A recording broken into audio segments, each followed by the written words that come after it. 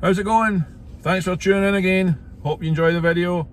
The oil field's doing great for us. It's very busy down there. We're still running over the road. We've got a few more trucks coming on and we're still looking for more drivers. We've been inundated by trucks getting added on here. That's when you're small and the extra trucks come on, it's a big deal. So thanks for watching the video. If you haven't subscribed, please do that. Speak to you soon. Enjoy the video.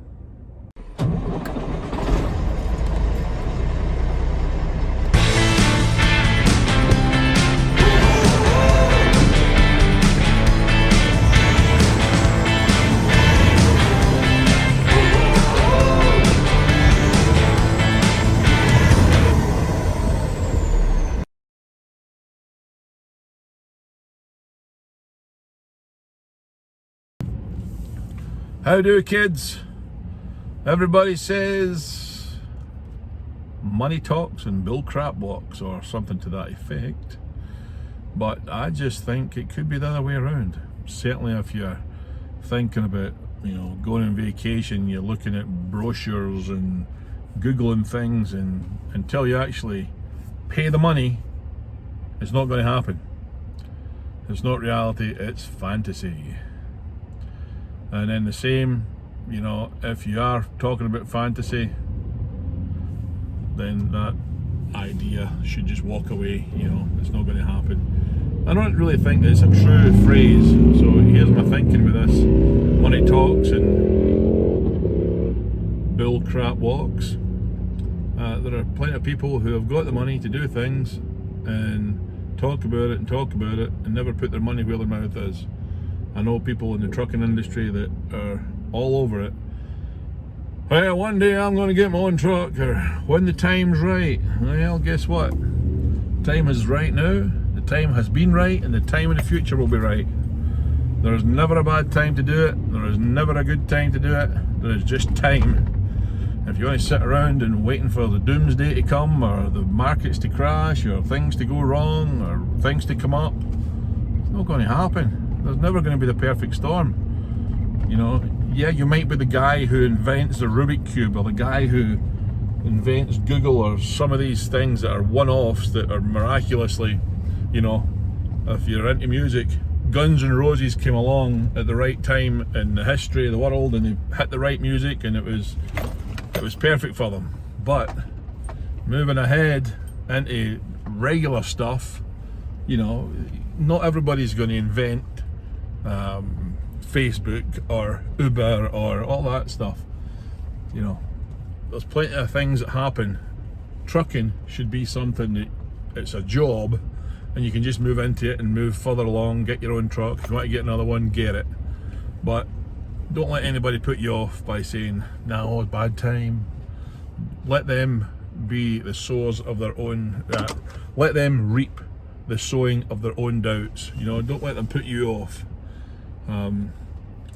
So the money talking and the bull walking, I think if you want to do the walking and you don't have the resources to do it, start getting amongst the bull crap. Start getting stuck into jobs that you really don't want to do. But if it's a job that nobody wants to do, I can bet you any money that it'll pay better. And if you can do that and put a bit away and advance in things, over the road truck driving pays exquisitely well for what it is. There are people coming out of college with big degrees, master's degrees, and probably doctorates that are not paying 6 figures a year to drive a truck for somebody else.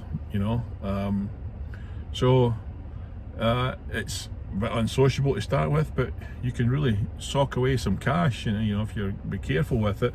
It's a little bit difficult to do that, if you're not got an end game or an objective or a goal in sight. But when is the right time to do this?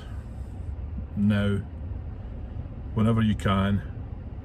Whenever whenever you've got the opportunity to do it, take it. It's not like buses. I've said this before, there won't be another one along in 5 minutes. Good time. If you get an opportunity, get in. So I've heard a lot. The reason I'm saying this is I've heard a lot of everybody talks the economy up or they talk the economy down, and the news talks it and social media talks it, that oh, it's coming, the crash is coming, the rates are going to go down, fuel's going to be doubled, the rates are going to be halved. And do you know what? Every day somebody's got to eat. Yeah, we've been through it when the rates dropped before, when the thing that went around the world that everybody got. Yeah, the rates dropped down, but the fuel dropped right behind it. And then, you know, the rates have jumped up, and guess what? The fuel jumps right up behind it. Equipment's high, and I'll tell you, as long as equipment is high and it's difficult for people to get on the first rung of the ladder in having their own trucks, it's always going to be difficult, and it's always going to keep the rates high. You know, I just find it frustrating that when I see young guys that are working for me right now, this sounds at a bad angle, young guys that are working for me right now, they're making steps into the business world, they want to do their own thing, they've picked up their courage, and people try to put them off. You know, I think, why are you putting them off? Because you haven't gone and done it yourself. Why, you know, everybody comes out the same beginning in their life, and some are more privileged than others. I would suggest that you just grab a hold of your role models that you see around you. I had a few in the town that I grew up in, the little village, and saw them get out, and nothing wrong with the village, but if you want more than what your ancestors were doing, then you have to do something different.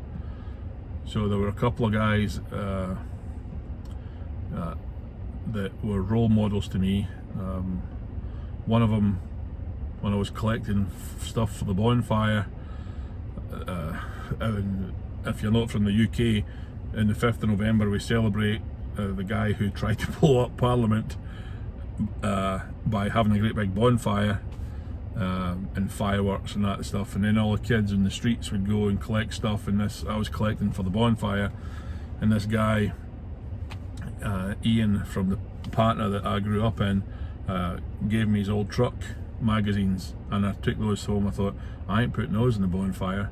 I took them and I read them from the front to the back, over and over and over, and I self-educated myself by reading driver, owner-operator profiles and fleet profiles and people being interviewed, and you learn a lot that way. So that was my teenage years, and you know, I worked for cheap jobs, and as long as you've got an objective in your brain and something that you want to do, then you can do it. And that, you know, that guy now has got a fleet of trucks that run refrigerated goods all over Europe, and is, you know, been a good friend to me, and a good mentor, or a good influencer, if you like, and a role model, really.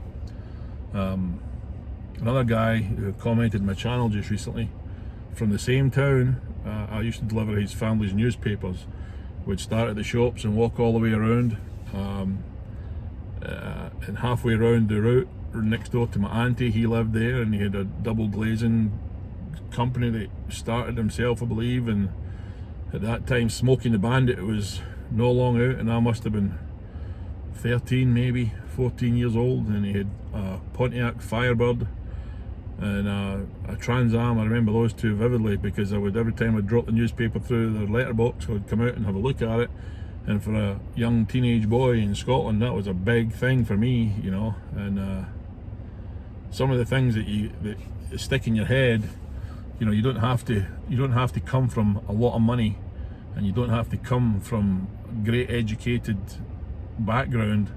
You just need to have a willingness to work and have a go and get in there. And I remember me and all my pals were standing down at the bottom of my street, and at that time, yeah, you know, if somebody had a 2-litre engine car in our village, it was a bit of a hot rod, and this guy had this Pontiac Firebird, and I remember the V8 grumbling away there, and all us boys were looking inside it, and you know, and he said, right, stand back guys, and we all stood back, and he, I don't know, you know, it was probably an automatic, I'm guessing, but and I remember sticking my hand in the back wheel, and it went from my fingertip right up to my elbow, the width of this tyre, and he floored that thing, and the sound of that NASCAR Pontiac Firebird laying down rubber and that V8 screaming its head off, and I swear it must have spun its tyres for about a mile, it felt like. But you know, and that's people that grew up where I grew up and did what I did, and it's always kept, that kind of things always inspires you to want to go and do things. My dad's another case in point, where he drove taxis in Scotland for a while, and then went to London and worked in a bed and breakfast place managing it, and then they got the chance to buy it, and then they bought that. And my dad's always been a hard worker, even when it's been less desirable jobs. He's always worked hard and put in effort. He's 72 now and still putting in a shift every day and working, and I'm hoping that when I get older, when I'm 80, that my kids will be dragging me out the truck saying, "Hey old man, you're too old for that now," you know. So what I'm saying is that I think there should be more optimistic people in the world. People that would rather say, yeah, get on there, get it done, go do that, have a go at it, have a go. That's what it's going to say in my headstone when I'm dead. He had a go. He might not have made it every time, but if he never made it, he got back up and had another go. And the world, I'm telling you, is full of people that will tell you why not to do it, and why he'd put it off, or why, oh, it's a bad time, oh no, you shouldn't do that. You know, if you want to do it and you feel like it's the right thing to do, get in and have a go. Don't let people put you off. That's what I've done, is had a go. You know, people who are your role models that have a go and make it, even if they don't make it, they've still had a go. You only get one go around, and people that are working for me right now, if they want to get their own truck, I'll help them. You know, go. You know that. Let's do it then. Come on, let's see what we can do. I've done that lately. Young Wes is running 3 trucks, and it's, you know, a truck nowadays, one truck should be able to generate, if you get a good man in it, a serious amount of money. But everything else is a serious amount of money as well, so hopefully the bit that's left is a bit better. But Wes is putting on a truck, Tommy's putting on a truck, and his buddies down there in Utah. Houston's putting on a truck, and my other truck that's in the shop will be out in a couple of weeks. And so all of a sudden we'll have 4 more trucks running in a couple of weeks time. And you know, you give people a green light and say, you want to get a truck? Oh yeah, let's do that, let's do it together, let's see what we can do, work something out, let's help you get going. And holy smoke, there's 3 extra trucks coming on, and one of mine is coming back on the road. But it just shows you, and I know that these guys will make a success of it.